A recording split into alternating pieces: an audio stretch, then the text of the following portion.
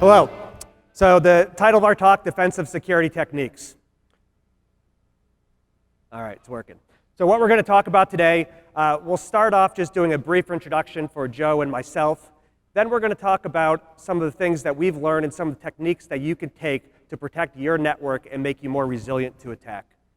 Before we get into that, we're going to touch on why we think we have a unique perspective in this area, and then we'll tie everything together with some key takeaways and try to leave some time at the end to take your questions. So starting with who we are. My name is Nick Bennett. I'm a legacy Mandiant consultant. So I started at Mandiant about 13 years ago. And across those 13 years, I've participated in most of our consulting services. But the majority of that time I spent involved in breach investigations. And either from the forensic investigation standpoint or from the remediation side. So working with the victim organization to formulate and execute a plan to eradicate attackers' access from environments, and also working with them to shore up their security program to make them more resilient for attack in the future. And I'm joined on stage with my colleague Joe. Hi, and I'm Joe Mahegan. I'm a manager with Security Transformation Services. I joined Mandiant in February of 2019. I spent approximately 2 decades in enterprise infrastructure, dealing with applications, being an admin, engineer, architect, strong background in Active Directory. Currently spend a lot of time with our clients that are going through an IR or a breach on containment, eradication measures. Also work heavily with clients proactively hardening their Active Directory environment. Great. And I think Joe and myself have a very unique background to be able to present this information to you today.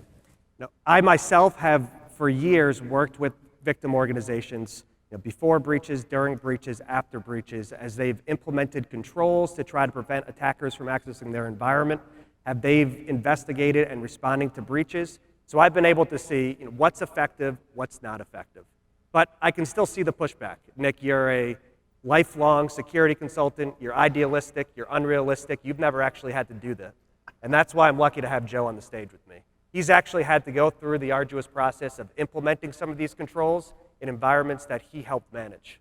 So between myself and Joe, I think we have a very unique insight into what's effective and what's practical for you to do in your environment to get ready for attacker activity. And this is our motto on the slide here, which is, although breaches are inevitable, impactful breaches are preventable. And I think that's at the heart of what Joe and I are bringing to the table here and our perspective for this talk. Practical, effective things that you can do in your environment today to make you better prepared to prevent, detect, and respond to attacks in the future. And before we get into lessons learned, one caveat I just wanted to mention. We did a beta version of this talk to one of our colleagues a few days ago, and one of his pieces of feedback was, you really focused pretty heavily on Active Directory. So I don't know if you're in the audience, but John, I'm sorry, but I'm not apologizing for that. We are going to focus very heavily on Active Directory, and the reason for that is Active Directory is the authentication and authorization backbone for most of our clients' networks. And it's that technology that attackers exploit the most and take advantage of the most to accomplish their goals and get access to the data that they're looking for. So with that, Joe, why don't you start us off with detection and visibility? So thanks, Nick. So that brings us to detection and visibility. For a lot of our clients, it becomes apparent very early on in an IR or a breach that they don't have a good understanding of all the endpoints they have in the environment. They may not know the network IP schemes they use internally or all the VLANs. Where are your crown jewels? It is surprising, but a lot of organizations struggle to tell you these are the systems that hold their crown jewels or IP. Do you know your egress or ingress points? Your public IP space. Have you done external or internal scanning against them? Lastly, I would say, most clients have huge gaps in this area. It's something that sounds straightforward, but when you find yourself in an incident, it's very difficult, and you're scrambling in the heat of the moment to get this information. So proactively getting this information in advance and wrapping your head around all this data and where you have these things is crucial to being prepared. Yeah, and I know what you're thinking, starting with you need to understand your environment. You're saying that's obvious. I know that. But there's a reason why we're harping on it, and there's a reason why we're starting with it. And that is from investigation to investigation, what we find is the security team has fundamental gaps in their knowledge of their environment, and those gaps lead to mistakes and issues with the way that they investigate and respond to breaches. So I know it's obvious, but we needed to start with it because it's something that we start with in almost any intrusion investigation that we do. So now that this chastising is done, we can go to the next slide here. So one of the most common ways that attackers are able to escalate privileges in environments is because legitimate users and administrators expose privileged accounts on unprivileged endpoints, things like workstations and non-critical servers. So a common scenario, you have an administrator who is trying to help a user connects to their workstation. Maybe they use RDP, maybe they use PSExec with explicit credentials. And in doing so with the privileged credential, they leave that credential behind in memory. So when an attacker connects to that system, they can then use a tool like Mimikatz, extract that data from memory. Very simple concept. But in order to build up your defenses to protect against that, it can actually be very difficult. And I'm sure the people in this room who have either suffered breaches or gone through successful red teams can attest to that fact. When we've coached clients through doing this, the process that we found effective is on the right side of the slide, kind of that three-point process. First, identifying accounts that should be considered highly privileged, restricting who has access to those accounts, the number of accounts, and how those accounts can be used. And then once you've understood those accounts, once you've put in these hardening controls, at that point it becomes much easier to put in monitoring and look for anomalies. So starting with identifying accounts. Obviously we can start with the built-in accounts in Active Directory, such as domain admins, enterprise admins, scheme admins, et cetera, and anything that nests down from there. But that's not everything. There's plenty of other accounts that attackers can get access to that can give them access across the environment and allow them to accomplish their goals. So some of the things you can look for here. Look for accounts that have local administrator rights across a large number of systems. You can look for accounts that have explicit login rights to very critical systems like domain controllers and systems that have a lot of critical information. You can look for very specific permissions that we see attackers exploit over and over again in order to accomplish their goals. So examples of that would be having permissions to edit, modify, delete group policy objects, and link and unlink group policy objects. So what we see attackers do is if they have an account that has those privileges and they have access to an endpoint, they can unlink the GPO that's pushing down different security controls, put in new security controls, and effectively reduce the security posture of that workstation and then take advantage of that. Another example would be accounts that have the attribute that allow them to do DC sync. So they can masquerade as a domain controller, start a replication process where they're able to steal all the data from the domain controller. So those are the kind of things that you're looking for. And the point is, outside of just the built-in groups, there's a number of different downstream groups and accounts that you need to look for, document, and understand the scope of them when you go through this process of understanding all of the privileged accounts in your environment. So once you go through that process, you can reduce the number of accounts that are available, reduce the number of people that have access to, and then you can start the process of hardening those accounts. And Joe, why don't you start talking about that? And once we have the scope of those accounts, we want to figure out how and where are they used in your environment. The idea is, if we know how and where they're used, we can limit the scope of where they're exposed, where those credentials are exposed, what endpoints. Are we exposing domain admin creds on a user's laptop or workstation where they access email and the internet? That's going to be very easy to steal those creds for an attacker.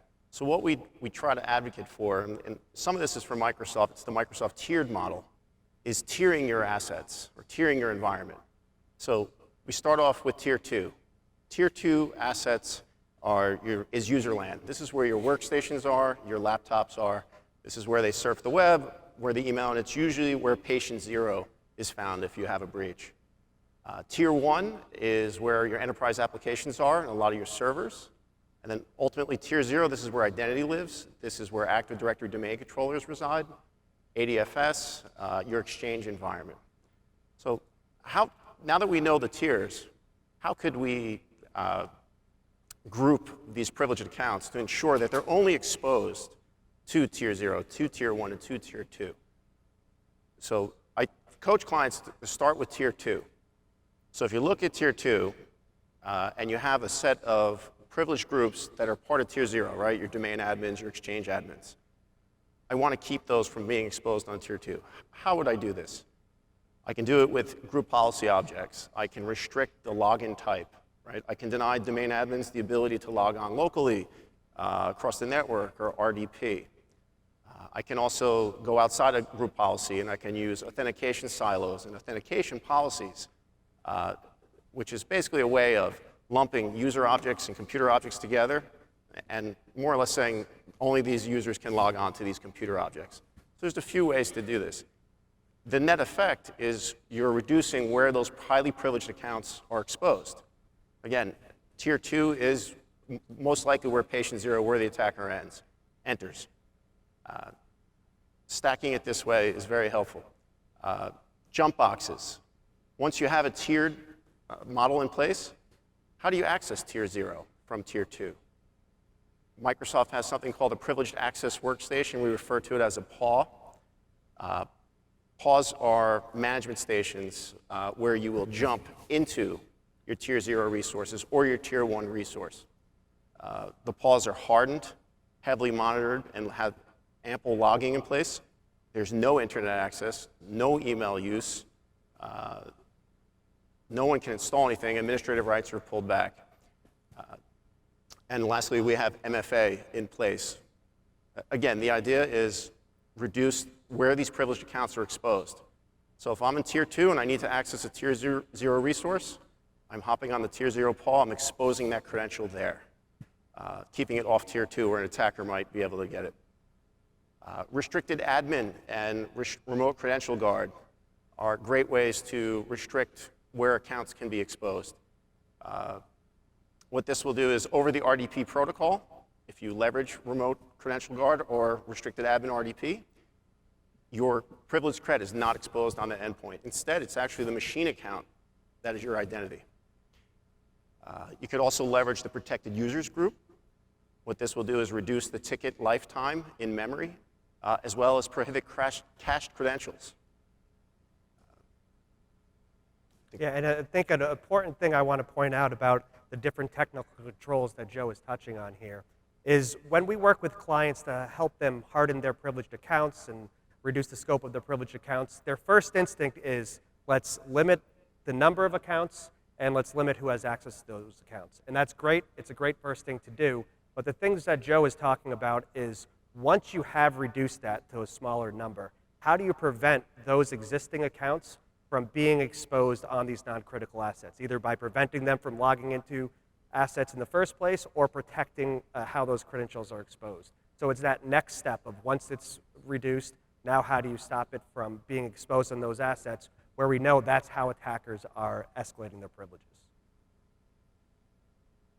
And the other thing I wanted to point out here is once you understand these highly privileged accounts, once you understand all these different controls you can put in place, that next step of technically enacting those controls is not that difficult.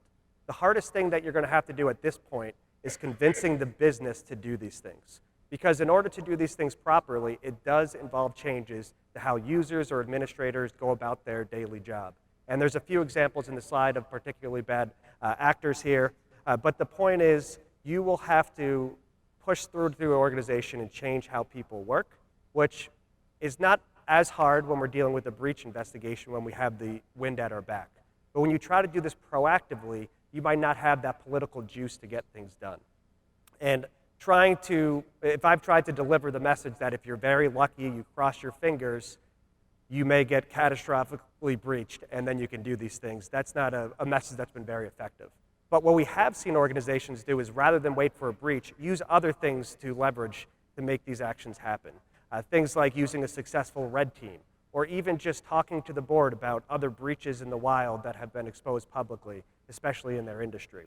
But I think the major point I want to make here is however you do that, any technical plan you have to implement these changes has to also be accompanied by a business plan for how you're going to convince the organization how to get these changes enacted.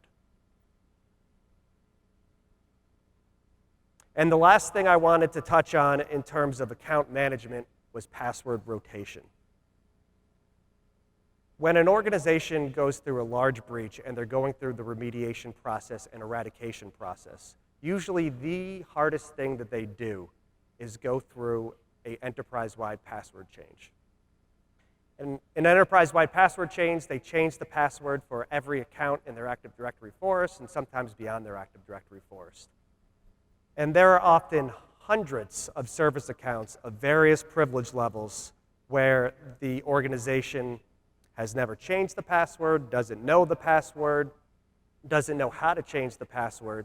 So going through this process of figuring out how to change all these passwords and then enacting the changes is the number one thing that slows down eradication actions for large breaches and therefore extends the impact of the breach. So if there's one thing that you could do today that if you were part of a catastrophic breach in the future, you would be more efficient at dealing with it, it would be proactively planning and then going through enterprise-wide password rotations. So I'm heavily involved with enterprise password resets. Typically, I tell customers it's a two-pronged approach. There's the corporate side, where all the users are, right? We're going to roll all your user passwords. Has its own challenges. The production side, this is where all your applications and servers live. Different set of challenges. On the user side, let's say your organization is 500 people or 10,000 people. Do you have a mechanism that they can change those passwords with? You're going to manually do it and distribute it? Have you thought through what that process might look like and how much time it could take? We're typically going to want those passwords rolled within 24 to 48 hours. Most organizations, it winds up taking longer than that, a week. And the attacker could be using some of those. Do you have a self-password reset portal to get through that backlog of password resets that'll be required? Your help desk, for every password that's changed, what percentage of them are going to cause application issues or other issues for your end users? Will their email stop working? Will a proprietary app stop working? These are things that if you practice password rotation in advance, you'll have playbooks, your help desk will know what they're up against, and also you'll have time to fix those issues when passwords are rotated. On the production side of the house, a different set of problems.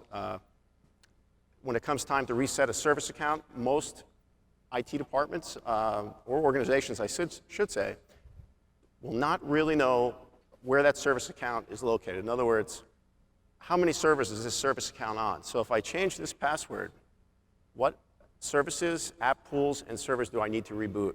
And more importantly, what sequence do I need to reboot them in or restart them in to get the application back online? It can be very challenging.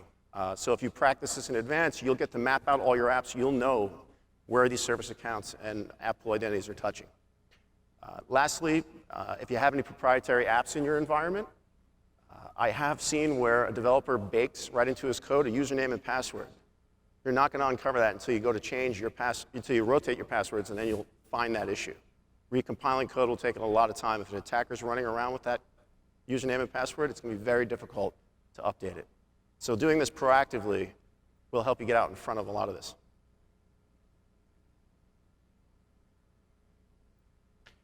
And that brings us to Active Directory hardening. For most organizations, Active Directory is the backbone of their identity, authorization, and authentication. And it tends to change over time. Admins come and go, mergers and acquisitions occur, and honestly, most organizations, when they consider their Active Directory, don't pay too much attention to it. Are users able to log in every morning? Can we issue new accounts? We're good. But the truth is, Active Directory is really a security foundation for your environment, and changes can have very adverse effects on the security posture of your organization. So what we ask clients, especially in an IR, how many trusts do you have, and what's the purpose of those trusts? Do you need those trusts in place? Are you leveraging selective authentication? Are you allowing Kerberos delegation across those trusts? These are things that organizations struggle with. Selective authentication, for most of you, if you're not aware, usually most trusts are two-way full. Do they really need to be? If I have users in one domain that only need access to a web farm in another domain, I can leverage selective authentication across that trust. Selective authentication the trust will selectively choose a number of computer objects that these users in another domain need to access over here. You reduce the attack surface, limit the scope of that trust. The next piece is the directory structure itself. There are permissions on the directory structure, much like there are in a file system. You know, in a file system, you have full control. Well, in the directory, starting at the domain level, you have full control permissions that grant reset password, create new user objects, make group membership additions or removals. These are things that need to be monitored and looked at. A lot of these permissions will be delegated out to your help desk so they can do some of their job. But more importantly, we have seen attackers misuse these permissions. In my own personal professional career before joining Mandiant, I at one time found domain users was granted full control at the domain level, which means they had the same rights to the directory structure that your domain admins have. Very concerning, something to look for and monitor. The next piece is your GPOs. How many GPOs do you have in your organization? You know, what are the security settings within them? Typically, in an IR, we'll ask a client, hey, we need you to disable wdigest. The attacker is exploiting the clear text passwords that are left behind as a result of that. So they'll set a domain level GPO. It takes a few minutes to put it in place. We'll look at the endpoint. It's not taking effect. What's going on? It's because the GPO is being blocked somewhere along the path. So inheritance is blocked by a site admin out at, say, your New York office or your London office, and it's not taking effect. So having a good understanding of your GPO structure, where inheritance is blocked, who has the permissions to create GPOs, seen attackers leverage that as well, it is very important to hardening your environment. Fine-grained password policies. It's been around for a while. I haven't seen many organizations leveraging it.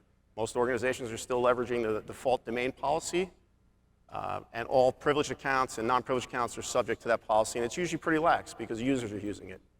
Implement fine-grained password policies. You can strengthen the complexity and harden the passwords for your service accounts and your domain admin accounts and other privileged accounts.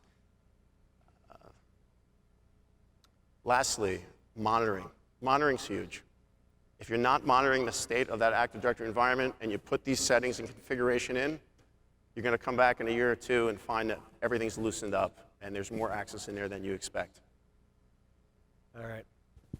So we talked about identifying privileged accounts, about hardening privileged accounts, about being able to go through password rotations, and about hardening Active Directory itself. The next area we wanted to focus on was endpoint hardening. And we talk about hardening the endpoint here, we're specifically talking about hardening end-user workstations. And we really consider this the front line of attack. The majority of breaches that affect on-premise infrastructure still are coming in through phishing. So that means it's your individual workstations where people are browsing the internet, reading email, et cetera, that are your front line of attack, where attackers gain access to that, attempt to escalate their privileges at that point, pivot from there, et cetera. So that's why we wanted to focus on this as one of the key areas to harden. And Joe, do you want to go through the Sure. few areas? So endpoint hardening, specifically in user land, users' laptops and workstations. We talk internally that we think that's the first network segment that an attacker compromises, right? Coming in through email, as Nick had stated. So when we talk about hardening your endpoints, first thing that comes to mind is Microsoft Office. Do you have the pre-built GPOs that Microsoft offers to harden Office, specifically around macros? Are you blocking and disabling macros? Or do you have a legitimate need to let macros run? So therefore, are you running them from a trusted location? Are you enforcing that via GPO? Are you allowing known malicious or known problematic file extension types from being opened within Excel or Word or any Microsoft Office program? These are all things you can control via Office, and they're a common attack vector. I covered clear text passwords in the previous deck. wdigest is what's responsible for allowing clear text passwords in memory. These do not need to be cracked. They are in clear text. This needs to be disabled across your organization at the domain level. I have not personally, and I've talked to a lot of consultants internally, I have not seen this break anything for any client. Yet we still find it enabled. In 2016 domain functional level, it is disabled on all 2016 and up servers. The built-in administrator account, the 500 account, what the infrastructure guys refer to it as, this account is heavily exploited by attackers. Typically, in an organization, we'll find that the built-in administrator account has the same password across the organization, or just in the New York office and just in the London office, they use the same password. Regardless, attackers will use this account to move laterally and spread throughout your endpoints, waiting for an admin or someone to come around and expose a privileged credential, and boom, they've got you. They're now moving into your data center, into your application stack.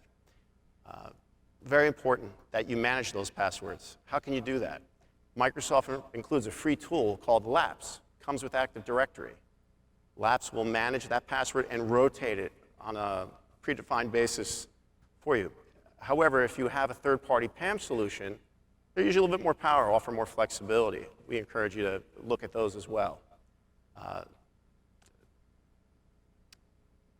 Who is a member of the local administrator group on the endpoint? In other words, are all your users, do they all have local admin rights to their laptops and to their workstations?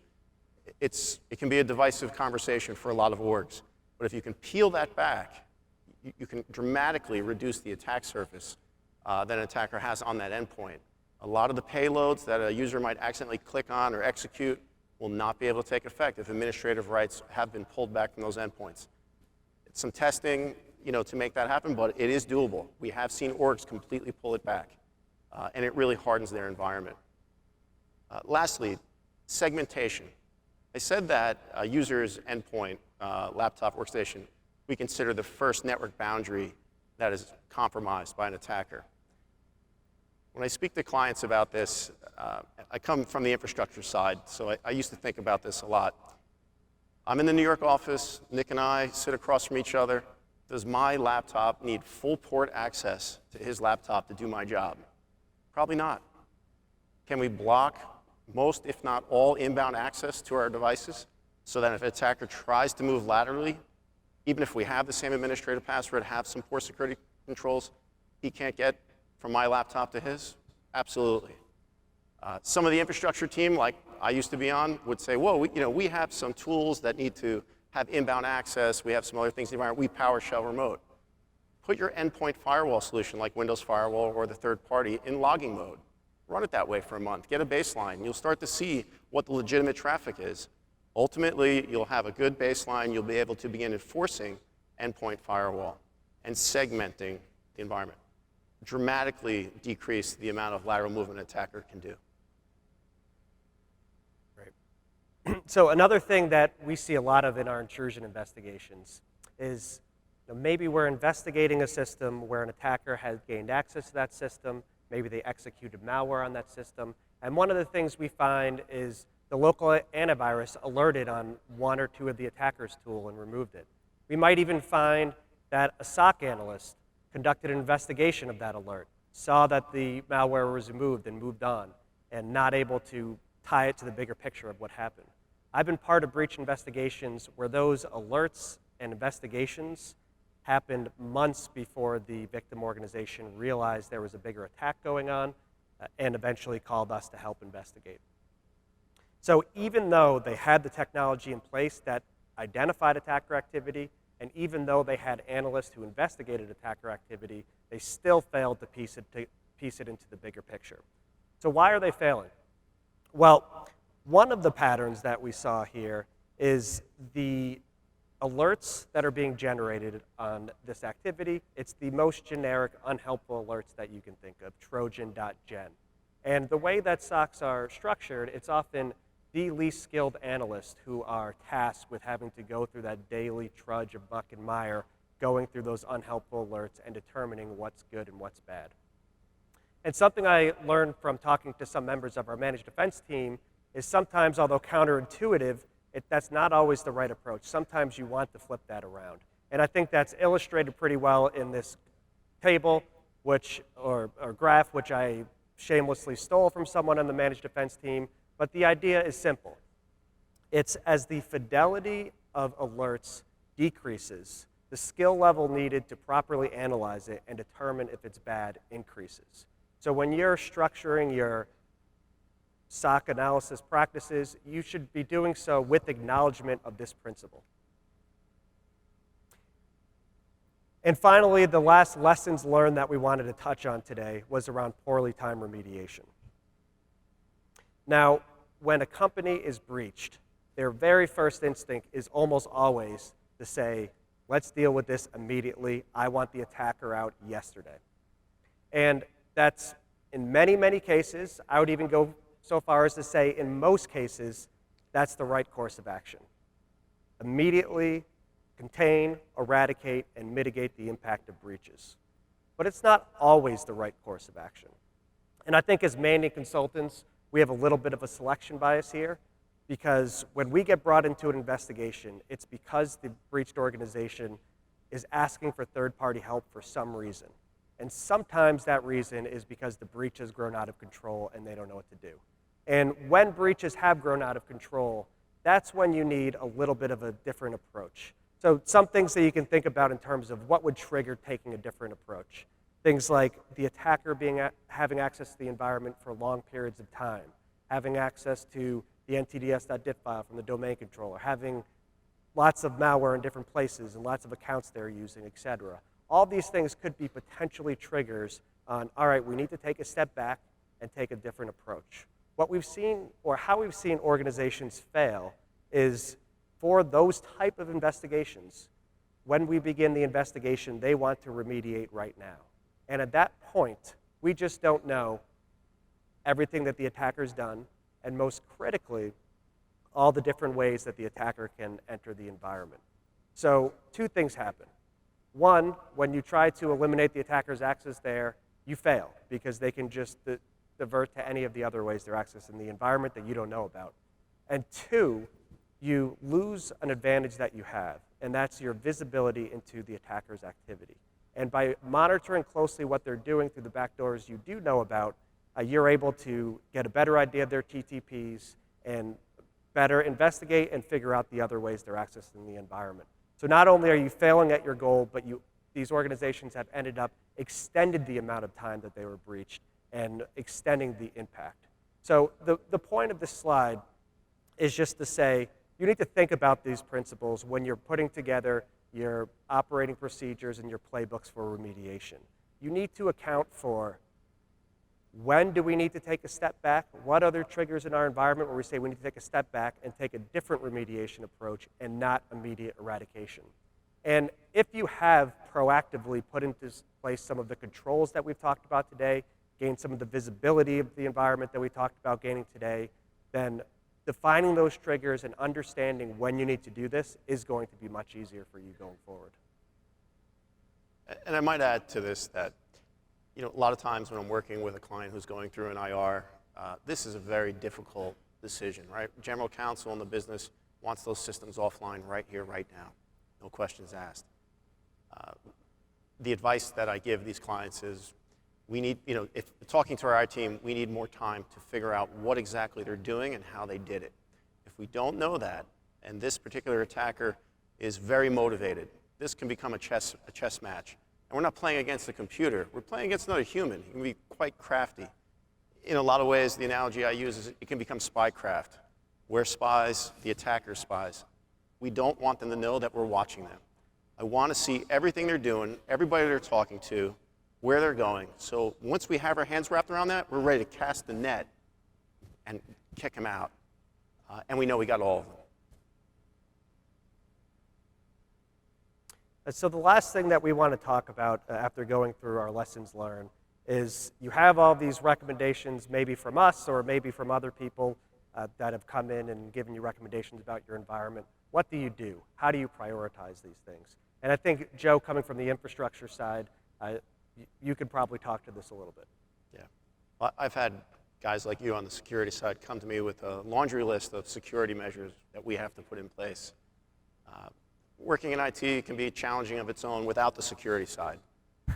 I'm concerned about my project load, my team's project load, how many resources I have, keeping everything up, spinning plates on sticks. It's a very interesting environment to work in if you've never been in IT infrastructure. So when a list like this would come my way, I'm looking at what's the level of effort for me to implement this, right? And Nick's looking at what the exploitability is of it, or what the exposure of these exploits are. So some of the examples I'll use, wdigest, which I mentioned before. I know as IT infrastructure, I can set that at the top of the domain. It's low impact. Yes, it's a legacy protocol. It's not used anymore. Nick knows the impact. We would say that this is, high exposure, low level of effort. I'm going to categorize that as the first one. Removing admin rights from an endpoint, right? In other words, I'm going to strip users of their local admin rights. That's definitely going to reduce your exposure, but that's a significant level of effort. You're going to have to test the apps on those endpoints, make sure they can run without administrative rights. There's some things the users do you're not aware of that require administrative rights. You're going to have to put processes and controls in place to facilitate that. That I'm going to put farther down the list. So working with your security guy and your infrastructure guy to prioritize and figure out what we can do first, what we can do later so we can make the biggest impact in a short amount of time, move the needle to a more secure environment. Great. So we wanted to just tie things up with the key takeaways that we want you to take away from our talk today. We want you to learn from the mistakes of other organizations that have been breached and failed to stop the breach, failed to investigate it properly, and failed to remediate effectively. You can take proactive, preventative steps today that will better prepare your organization to protect, detect, and respond to future attacker activity in your environment. I'm not saying that you can prevent every breach, but you can reduce the likelihood of breaches, and you can mitigate the impact of breaches, i.e., back to our motto, breaches may be inevitable, but impactful breaches are preventable. So the things that we talked about today that can help you achieve that goal. One, starting with understanding your environment better.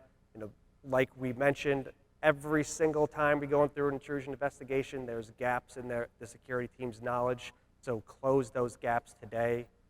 We talked about understanding the scope of privileged accounts, not just the built-in accounts, but understanding all of the accounts that attackers can gain access to and what those accounts are, why they're privileged, and then working with that to reduce those accounts and then harden them. Prevent those accounts from being used in unprivileged locations so that attackers can escalate their privileges. We also discussed hardening of Active Directory and hardening of the endpoint, considering the endpoint your first line of defense against attacker activity and hardening that as if it's exposed to the internet. We talked through reconsidering how your security operations center is doing analysis, and we also talked about making sure you maximize your defenses by coming up with a prioritized list of how to implement these kind of recommendations. And I want to make it clear that in the time we had today, we did not go through an exhaustive list of every single thing you need to do to protect your environment. The impetus behind the things that we chose were the things that we found to be effective at, one, preventing attackers' ability to enter an environment and escalate their privileges quickly, and two, allowing victim organizations to identify when it happens and respond quickly and effectively. There's plenty of other things that we could discuss, but we chose those that were effective and that we thought were practical that you could start implementing in your environment tomorrow. With a focus on what we thought was the most common we saw through a lot of clients. Exactly. So we hope you can take that with you and start making some of these changes. All right. Well, thank you guys very much.